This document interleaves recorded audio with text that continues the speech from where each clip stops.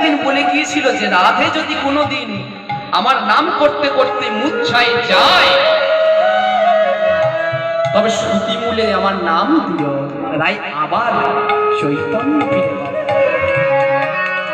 তাই বিশাখা নামে শোনায় শ্রবণে,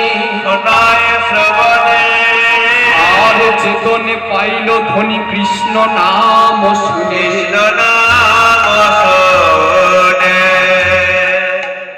চেতনা পেয়ে দূরে তমালে বৃক্ষকে করে নিরক্ষণ, আপনে বধূ জ্ঞানে তারে দেয় আলিঙ্গন।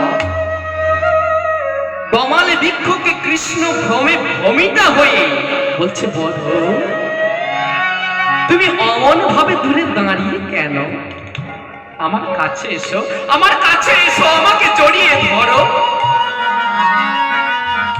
বধূ কাছে এসো, তুমি পরদেশে গিয়েছি, বেশ করেছো।